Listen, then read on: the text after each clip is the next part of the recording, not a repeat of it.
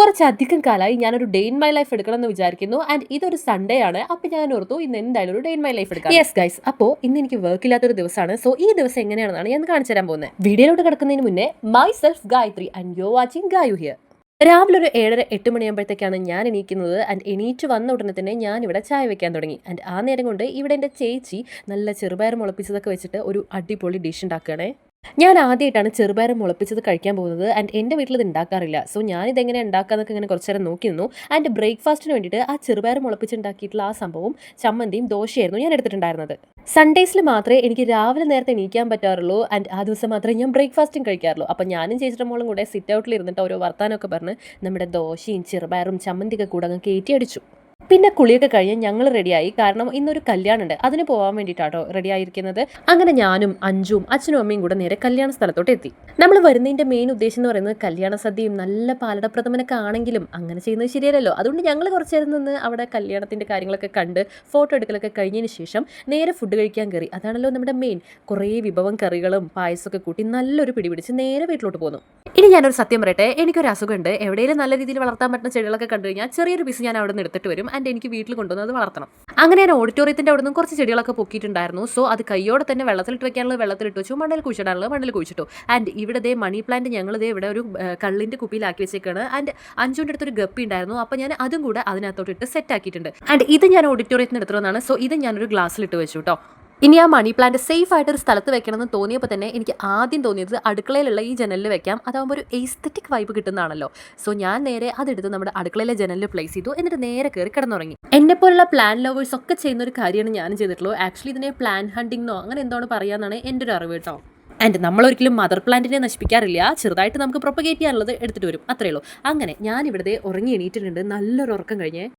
അമ്മയ്ക്ക് ഷുഗർ ആയത് കാരണം അമ്മയ്ക്ക് കിട്ടിയ പാലടപ്രഥമനും കൂടെ അടിച്ച് കയറ്റിയതല്ലേ. അപ്പോൾ പിന്നെ ഉറങ്ങാതിരിക്കാൻ പറ്റില്ലല്ലോ. അങ്ങനെ ഉറക്കമൊക്കെ കഴിഞ്ഞ് പുറത്ത് വന്നപ്പോൾ സൺലൈറ്റ് നമ്മുടെ വീടിൻ്റെ അകത്തേക്ക് അടിച്ചിട്ട് നല്ല ഭംഗി ഉണ്ടായിരുന്നു കേട്ടോ. അപ്പോൾ ഞാൻ ചുമ്മാ ഒരു വീഡിയോ എടുത്തതാണ്. ആൻഡ് അത് കഴിഞ്ഞിട്ട് എനിക്ക് കുറച്ച് തുണി വാഷ് ചെയ്യാനുണ്ടായിരുന്നു. അതൊക്കെ വാഷ് ചെയ്തു. അപ്പോഴാണ് എനിക്ക് എന്തെങ്കിലും കഴിക്കണം എന്നൊരു ആഗ്രഹം തോന്നിയത്. അങ്ങനെ ഞാൻ വിചാരിച്ചു നമുക്ക് കുറച്ച് ഉള്ളിവട ഉണ്ടാക്കാന്നുള്ളത്.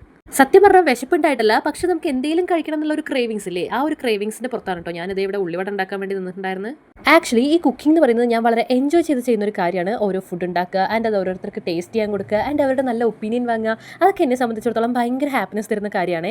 ആൻഡ് എനിക്ക് ഈ നൈറ്റ് ഷിഫ്റ്റ് തുടങ്ങിയതിന് ശേഷം സത്യം പറഞ്ഞാൽ ഒന്നും ഉണ്ടാക്കാൻ പറ്റാറില്ല, ഒന്നും ചെയ്യാൻ പറ്റാറില്ല. കാരണം ഞാൻ 7 മണിയാകുമ്പോഴത്തേക്കും ബിസി ആകും. ആൻഡ് അടുത്ത ദിവസം ഉച്ചയാകുമ്പോഴേ എണീക്കുള്ളൂ. അപ്പോഴത്തേക്കും ഏതാണ്ട് ഫുഡൊക്കെ ആയിട്ടുണ്ടാവും. അങ്ങനത്തെ ഒരു ഷെഡ്യൂളാണല്ലോ. അപ്പോൾ വർക്കിംഗ് ഡേയ്സ് അല്ലാത്ത ദിവസങ്ങളിൽ മാത്രമേ എനിക്ക് എന്തെങ്കിലുമൊക്കെ ചെയ്യാൻ പറ്റുള്ളൂ.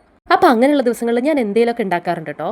അതുമാത്രമല്ല എനിക്കിങ്ങനെ കുക്ക് ചെയ്യുന്ന സമയത്ത് ആരെങ്കിലൊക്കെ എൻ്റെ അടുത്ത് നിന്നിങ്ങനെ ഓരോ കാര്യങ്ങളൊക്കെ സംസാരിച്ച് അങ്ങനെയൊക്കെ ചെയ്യാൻ ഭയങ്കര ഇഷ്ടമാണ്. അതായത് എനിക്ക് അവരെൻ്റെ അടുത്ത് ഹെൽപ്പ് ചെയ്യുക അങ്ങനെയൊന്നും വേണ്ട, ബട്ട് എല്ലാവരും കൂടെ അങ്ങനെ ഇരുന്ന് സംസാരിച്ച് അങ്ങനെയൊക്കെ കുക്ക് ചെയ്യുക എന്ന് പറയുന്നത് നമുക്ക് ഒട്ടും മടുക്കത്തുമില്ല, അല്ലെങ്കിൽ നമുക്കൊരു റിലാക്സ്ഡ് ഫീലിൽ കുക്ക് ചെയ്യാൻ പറ്റും. സോ അതൊക്കെ എനിക്ക് ഭയങ്കര ഇഷ്ടമുള്ള കാര്യമാണ് കേട്ടോ. അങ്ങനെ അതിനിടയ്ക്ക് ചേച്ചി വന്നിട്ട് ഇഞ്ചിയും പച്ചമുളകൊക്കെ അരിഞ്ഞ് തന്നിട്ടുണ്ടായിരുന്നു. അങ്ങനെ നമ്മൾ വേണ്ട സാധനങ്ങളൊക്കെ അരിഞ്ഞ് നല്ല അടിപൊളി സെറ്റാക്കി എടുത്തു കേട്ടോ. ആക്ച്വലി നമുക്ക് ഉള്ളിവട 2 രീതിയിൽ ഉണ്ടാക്കാമല്ലോ. അതായത് ഇങ്ങനെ കുഞ്ഞിതായിട്ടോ, അതിനെ ആക്ച്വലി ഇവിടെ പൊക്കവട എന്നാട്ടോ പറയാറുള്ളത്. അങ്ങനെയും പിന്നെ ഉള്ളിവടയായിട്ട് ഇങ്ങനെ നമ്മുടെ പരിപ്പ് വടയുടെ വലുപ്പത്തിൽ അങ്ങനെ ഉണ്ടാക്കാം. സോ ഞാൻ ആ പരിപ്പ് വടയുടെ വലുപ്പത്തിലുള്ള സംഭവമാണ് ഉണ്ടാക്കാൻ പോകുന്നത്. ആൻഡ് ഞാൻ ഇവിടെ മാവൊക്കെ റെഡി ആക്കിയിട്ടുണ്ട്. ആക്ച്വലി ഇങ്ങനെ ഈ പരിപ്പ് വടയുടെ സെറ്റപ്പിൽ ഉണ്ടാക്കുമ്പോൾ മാവ് കുറച്ച് മതി, ഉള്ളി കൂടുതൽ വേണം.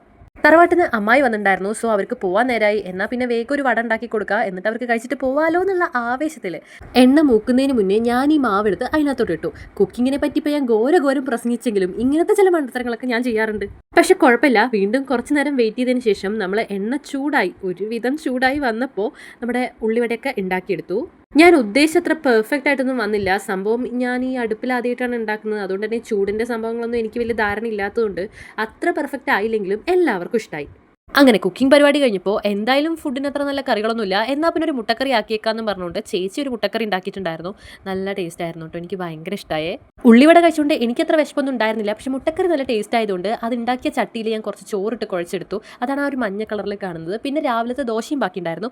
അങ്ങനെ അതും കഴിച്ച് ഞങ്ങൾ എല്ലാവരും കൂടെ കുറച്ച് നേരം ഇരുന്ന് വർത്താനം പറഞ്ഞു. അപ്പോഴത്തേക്കും നല്ല മഴയായിരുന്നേ. അപ്പോൾ ഇന്ന് രാത്രി നല്ല പൊതച്ച് മൂടി കിടന്നുറങ്ങാം. സാധാരണ ദിവസങ്ങൾ എനിക്ക് രാത്രി ഉറങ്ങാൻ പറ്റാറില്ലല്ലോ. അപ്പോൾ മഴയൊക്കെ വരുമ്പോൾ ഞാനിങ്ങനെ നോക്കിയിരിക്കത്തേ ഉണ്ടാവുള്ളൂ.